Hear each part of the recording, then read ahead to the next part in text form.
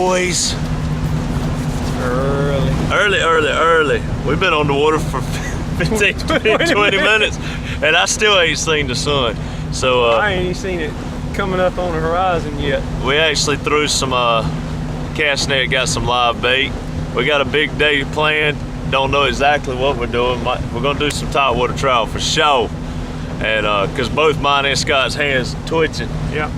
From old drum fishing. Sitting around waiting is about to get the best. We're like, So like I gotta do something. So we're gonna do that. It's about 5:30, and we're gonna hit Bay River today. So we're gonna work out to the mouth, work some areas, try some things out.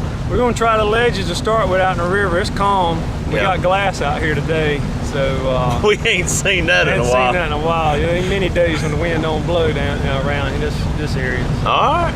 Well, let's go give it a whirl. Let's do it. All right, we're out. Scott got the first hit on topwater this morning. We got on a school of fish and weren't real sure what we were looking at. We got hit a few times, so there's definitely a few blues sitting up in here. Yeah, might not be a trout around with these. Scott always gets me trying new stuff. He said, "Man, put that 14 on. I bet that thing catch." Okay. It did it. He's right though. Electric chicken, 14. They say you can catch anything on them. They're right. Didn't take a couple casts. We had fish on it. We're leaving these blues though. There's trout around here, so we're gonna move. Do you have a hold of That ain't a trout. hand trout? What you got? You got another one of them pretty blue fish? Boy, everywhere we go, we got some blues though. Don't throw them by now. Couldn't have them. Yeah, little 14. Just picked it up. Nice drum. Nice little Puppy. puppy. There you go. Ain't bad. You catch him on. Oh! That's gonna go on our blooper section. He got, oh my God. Would you look at that? But the thing, I'm gonna do a mirror little presentation. It looks everything pretty good, don't it? Now this is what we talked about. This 14. I think that's, you sitting there, you ain't gonna miss many fish because they're gonna swallow that 14. He got the whole thing, didn't he? Yeah, and that ain't that big of a fish. Fishing live bait. Boy. On the lid here. I think I got a drum. Yep. Yeah, look at the spots on that thing. Ooh. Now that is... Look at that spotted up rascal. The craziest part about that is I wished you could see the bait that I had on there. As it came off, he didn't get a hold of it, doesn't look like. But it was it was that long. Oh, while we're out here working today, I'll give you a little on the water instruction. Oh, Scott, you know he works the top water. What's one of the biggest, I guess, mistakes you see, Scott? Most of the time, people get too close to the bank.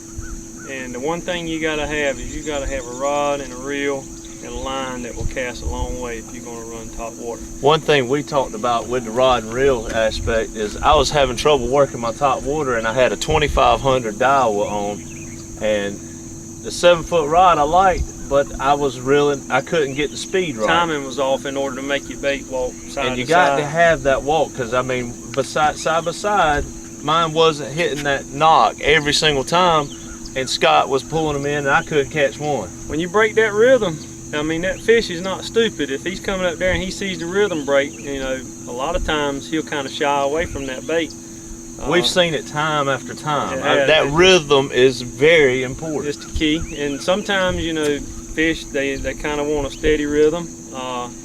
It really depends on if you got a little bit of ripple in the water. If you don't, if it's real calm, you may have to slow it down. The skitter walk particularly just has a lot of noise to it. Yep. So you may have to go to a different bait, a mirror mullet or something like that, where you don't have any knock in the bait. You just got the vibration in top of the water. The top and the break, surface break. Right. So like today, everybody asks us about locating. He's sitting up on the front working the top water, and y'all saw I put on the 14, and I'm working it behind him, and we're just working these banks. It's really not a perfect science. It's really just you look for bait, you work the bank, and you make the moves. And I would tell you, don't get locked into the bank, because every 10 or 12 casts, I'll cast out into the middle, because I have seen many times fish be on the other side and not up on the bank feeding, but they're out in just enough vibration they can hear that bait and they'll hit it. But make sure, one thing that Scott's taught me over the years is get off of the bank. Don't get too close. You got to be able to cast it like he says. The key to bigger fish is a long cast and no noise. That's it. So hopefully that helps you a little bit today, and we'll try to keep the info coming. Like I said, I'm very lucky to be able to fish with Captain Scott and Captain Joe. The knowledge is there. They've got the time on the water. My whole goal is to be able to share that knowledge with you and get them talking on camera, and it is a challenge. Hooked up with the line. That's a big fish. I had to stop him. I thought he was going to take me under that pig. Oh, he's right under us.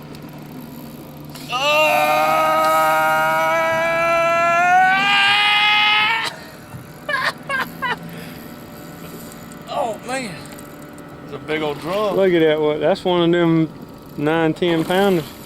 I don't know. It's a good fight though. Oh man! All right, here we are again. The next day, Barry's still fighting this fish again. Are you believing this? Dude, he's got some fight in him, don't he? You said you wanted one about in that size Joe was talking about. Yeah, Joe told me we could catch a few of these things. I ain't gonna lie, that's a smooth drag though. I ain't used this drag much. Man, that's a pretty fish. This is the Barry Bender show today.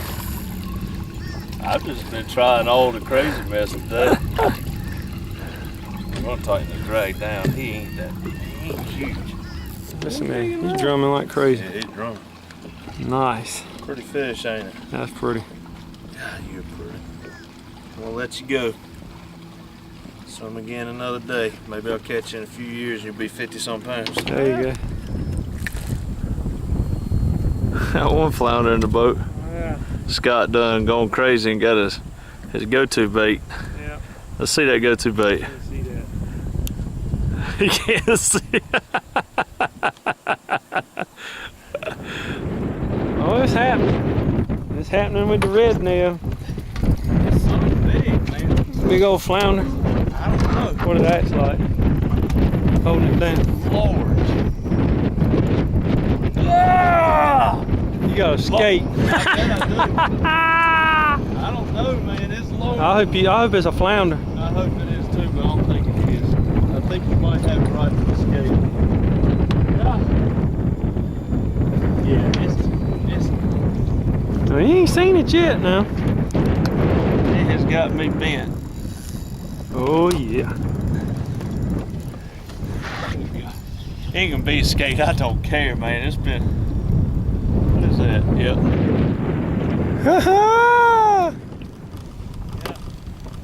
All right, guys, we're finishing up today. Yep. You remember that drum I caught this morning? I remember that drum he caught. Redneck. I choke on myself. Redneck put it on me today. I didn't. We didn't have much to brag about all day, except for one drum caught on live bait. So. Bluefish to start with. Should have stayed there all day. Should have stayed there. We'd have had a lot of topwater action on that. That was about it. Rough day, but hey, hopefully you can take some of the advice that we got from old Scott on that topwater, and maybe y'all can put it to work and see if y'all can make it work. Today it just wasn't there. Yeah, fish weren't there. No. If they'd have been there, they'd have hit. Yep. So we'll check you guys later. Hope y'all have a good day fishing. Stay posted, and we'll keep as much information coming your way.